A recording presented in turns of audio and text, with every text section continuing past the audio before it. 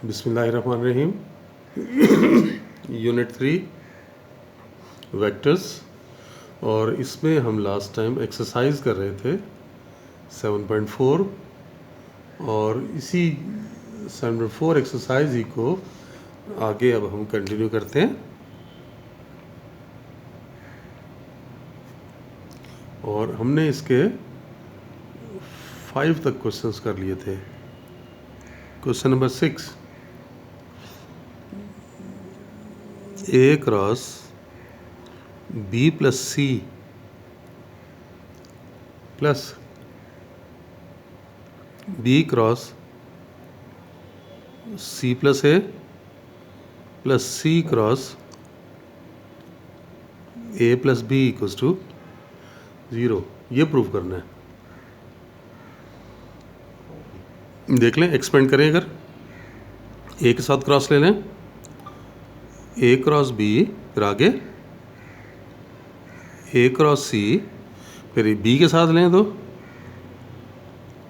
B cross सी, आगे B cross ए, फिर C के साथ C cross A, C cross B. इनके ऑर्डर सेम बना लें, साइक्लिक ऑर्डर में कन्वर्ट कर लें।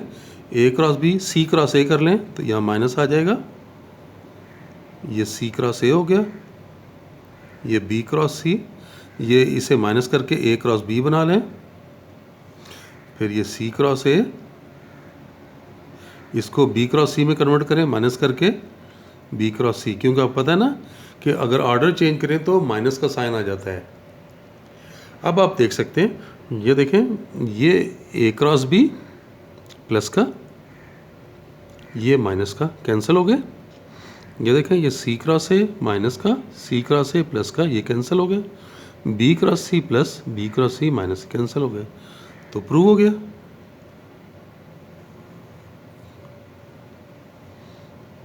Question number 7,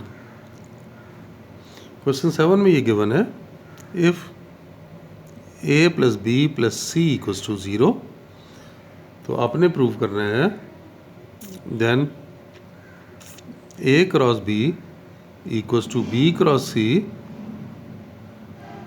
C cross A, ये प्रूव करना है।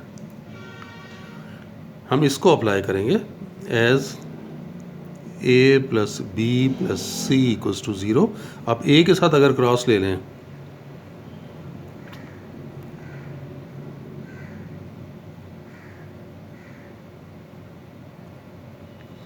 ये बना A cross A cross B,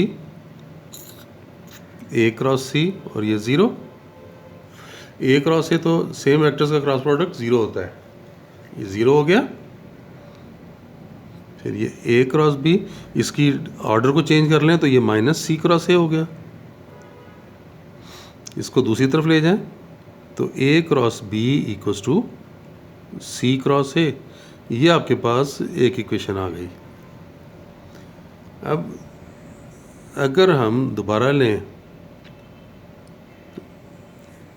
B के साथ क्रॉस ले लें, ए प्लस बी प्लस सी, तो ये बी के साथ क्रॉस ले लिया हमने।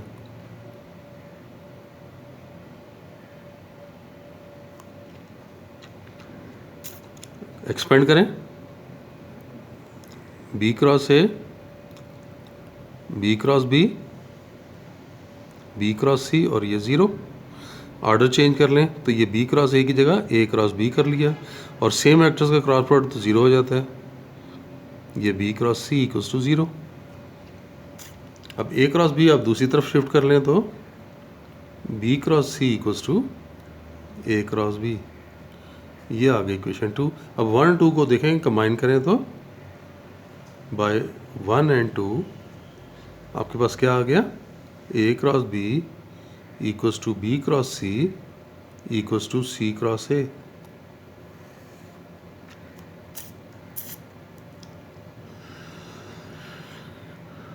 तो ये रिजल्ट हमने ड्राइव कर दिया। नेक्स्ट क्वेश्चन की तरफ आ जाते हैं। क्वेश्चन नंबर 8 देखें,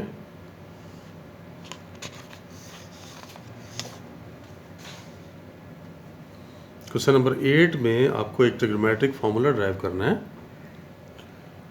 क्वेश्चन नंबर 8 आपको शो करना है कि sine alpha minus beta equals to sine alpha cos beta minus cos alpha sine beta. ये फॉर्मूला आपने ड्राइव करना है। देखें, आप ऐसा कर लें, ये दो यूनिट वेक्टर्स कंसीडर कर लें।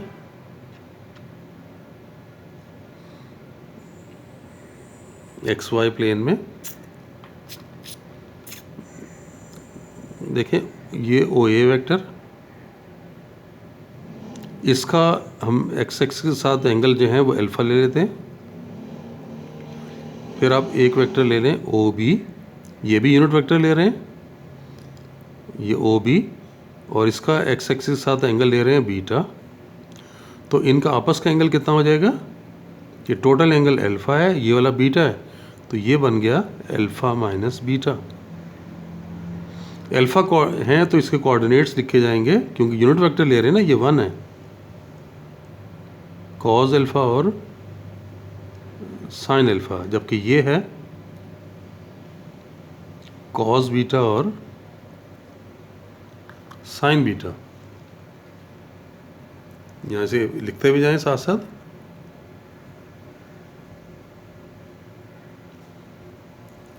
Consider two unit vectors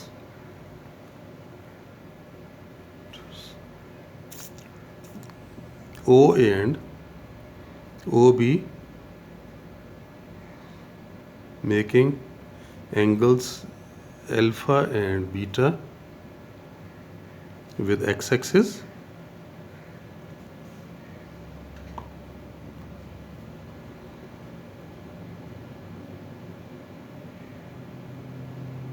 such that angle between OA and OB is alpha minus beta.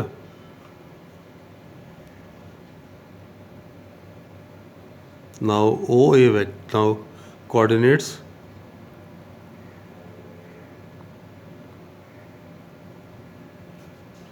of A and B are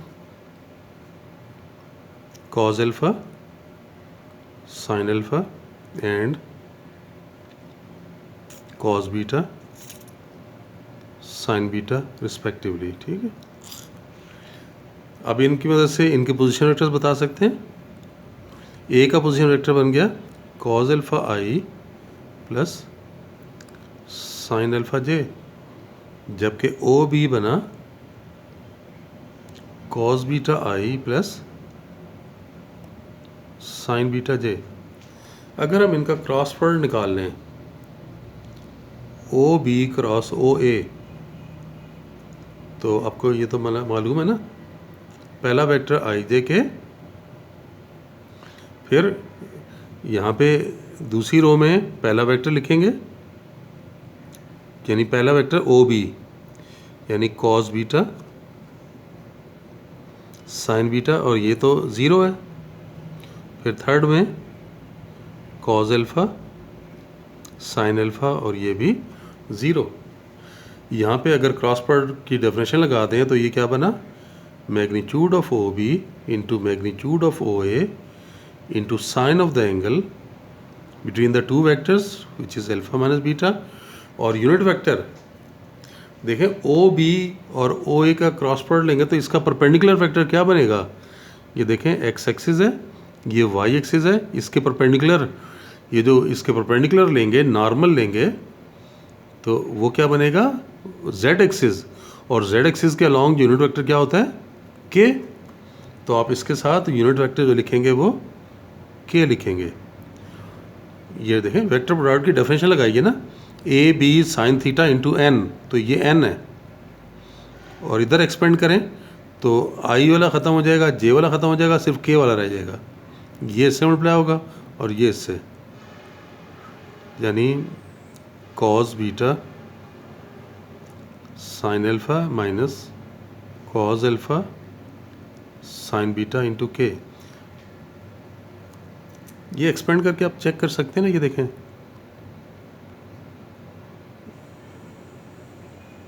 sign beta 0, sine alpha 0, तो ये आई के साथ आ गया। फिर कॉस बीटा, कॉस अल्फा 0 0, ये जे के साथ आ जाएगा। और फिर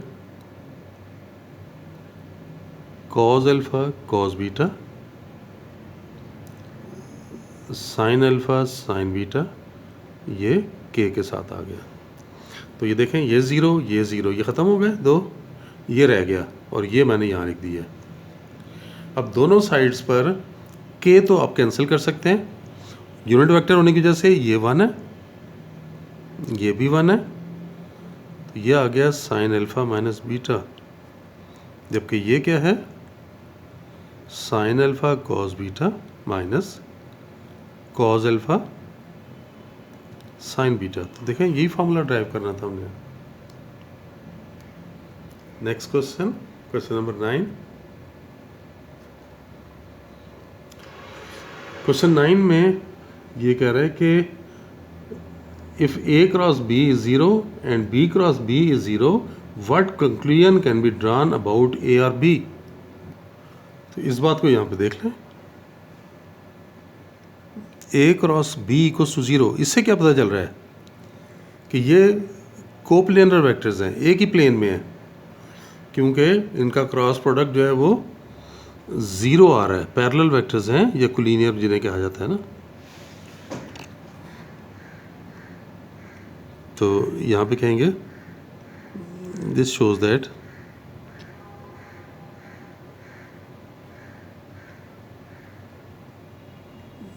A and B lie in the same plane.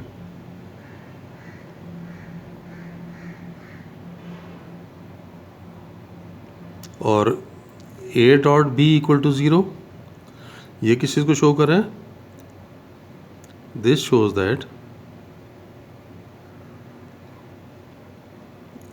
A and B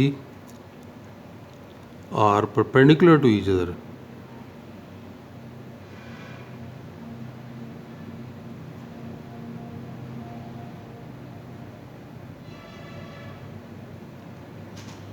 ये बात तो हमें बता दी कि दोनों वेक्टर एक प्लेन में हैं और एक दूसरे पे परपेंडिकुलर हैं। अब अगर हम ये देखें कि हो सकता है इनके मैग्नीट्यूड में कोई फ़र्क आ रहा हो, ये देखें A cross B equal to 0, इसका मतलब ये हुआ कि magnitude of A magnitude of B into sine of theta equal to 0।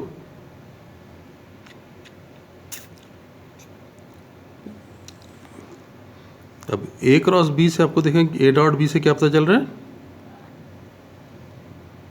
Magnitude of A magnitude of B into cos of theta equal to 0।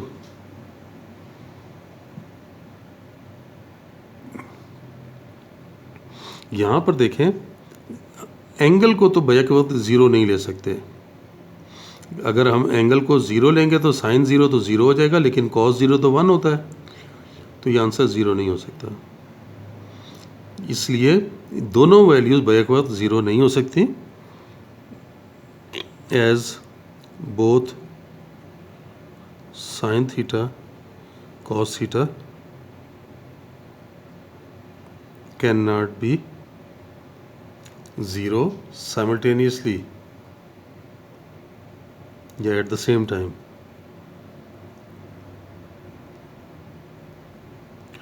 It implies that